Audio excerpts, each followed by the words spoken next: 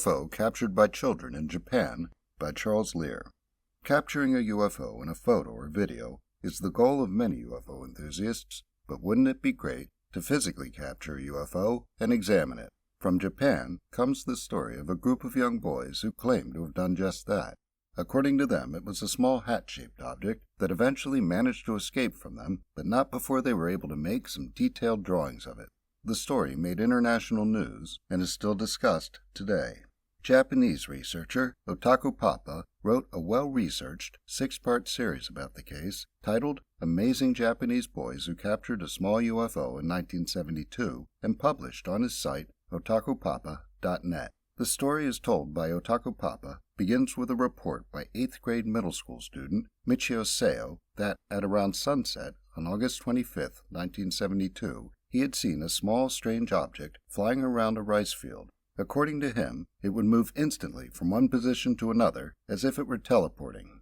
Seo went home and told his friend Yasuo Mori what he had seen. Yasuo told his older brother Hiroshi, and the two of them, along with a friend of Hiroshi's, Kei Ojima, went to the field with Seo to see for themselves. A little after 8 p.m., Seo saw something flying around that had flashing lights. The other boys then saw it and watched it land. As the boys moved towards it, it flickered with a silverish light. Hiroshi Mori reached out to touch the object. It suddenly glowed blue, and the boys ran away. According to the boys, it pulsated in 2 to 3 second cycles. After about 30 minutes, they approached again and saw that the object was gone. They went back the next evening and saw a 20-centimeter circle and 4 small indentations that formed a square. After this, the boys went out every night, and their number grew to 9. They had more sightings and tried to take pictures, but the camera would fail, or the pictures would turn out blurry and sometimes completely black. According to Otakupapa, on September 19th or 20th, depending on the source, the boys managed to physically capture the object they saw. On this occasion, when they got to the field, they saw an object shaped like a hat. They moved off to discuss what to do and came up with a plan. They would cover the object with a piece of cloth, pour water on it. They never saw anything when it rained, so they assumed what they were looking at was vulnerable to water, and then grab it. According to Otakupapa, depending on the source, either Keiku Fujimoto, one of the later additions to the group, or Hiroshi Mori, covered the object, poured water on it, and then threw a cinder block at it. When the block hit it, there was a dull thud and no reaction from the object. Either Fujimoto or Mori, fearful of radiation, picked the object up with the hem of his school uniform. The object remained inert, and the boys decided to take it to the Mori's house. There they examined it and noted that it seemed to be made of cast metal that was lighter than one might expect and strong. Ojima weighed, measured, and sketched the object. He came up with a weight of 1.3 to 1.5 kilograms, a height of 7 centimeters, a diameter of 18.2 centimeters at the base, and 6.5 centimeters at the top. On the bottom there were circular grooves resembling those on a phonograph record, and a design that seemed to depict waves and birds. In the center was a square that looked like it might be removable, with a grid pattern of holes. They tried prying the square up, but were unable to. They hit it with a hammer, and it didn't even make a scratch. They were able to look through the holes and saw something like radio parts inside. Before he went to sleep, Hiroshi Mori put the object in a plastic bag that he then put inside a knapsack. He then tied the mouth of the knapsack with string. In spite of his efforts, the object was gone when he woke up. They found the object again, and this time Hiroshi Mori made a mark on it with oil-based ink to settle the argument as to whether they were dealing with the same object. When it disappeared for the second time and was once again recovered, the same mark was there on the object. The cycle of disappearance and recovery went on for a total of 5 or 6 times until it finally disappeared for good. 2 prominent Japanese astronomers, Tsutama Seki and Koichi Ike, became interested in the case. Seki was known for his discovery of 6 comets.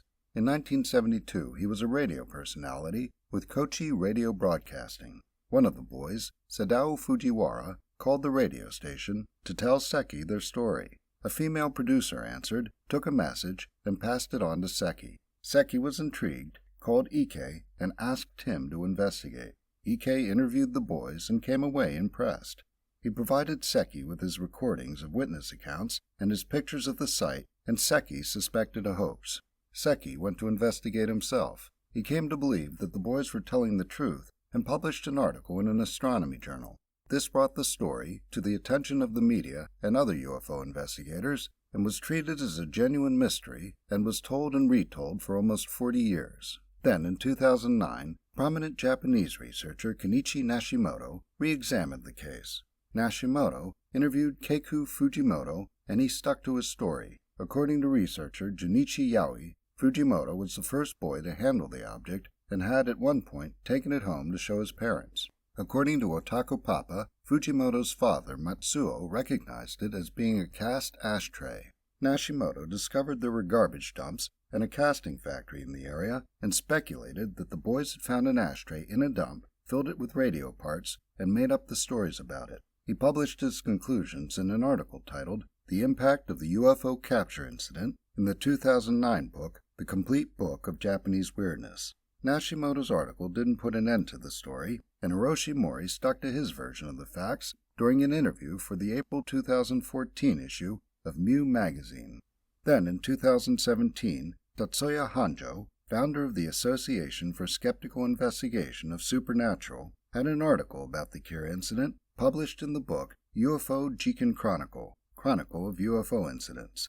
Hanjo started his investigation by looking into a statement by Matsuo Fujimoto that he recognized the object as being an ashtray that was painted silver and that he thought the whole thing was a prank.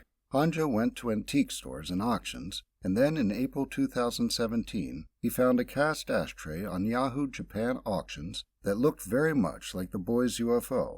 While it was a little larger than the boy's object, it had circular grooves and a lid with an image of a tortoise and a crane on it. He also found one with a bank logo on it. Another researcher, Ikuri Sakuragi, published a picture in 2020 of an ashtray he found on Yahoo that was almost the same as the Kira object, but was missing the square piece of metal with the holes. Despite the evidence that the story was a hoax, Otakupapa argues it's still too early to jump to the conclusion that Kira's UFO was a hoax. In support of the boy's tale, he brings up the fact that Sadao Fujiwara's mother, Kyoko, reported seeing a flying saucer-shaped object on October 26, 1972, a month after the boys said their UFO had disappeared for good. Also, according to him, there are other sightings in the area around the time of the incident. He asks cui bono and closes with some speculation in the form of a science fiction narrative. In the narrative, he imagines that aliens have had a drone of theirs captured by children on another planet prior to the Kira incident. To ensure that children who might capture one in the future won't be believed, they made the Kira drone resemble a commercially available ashtray.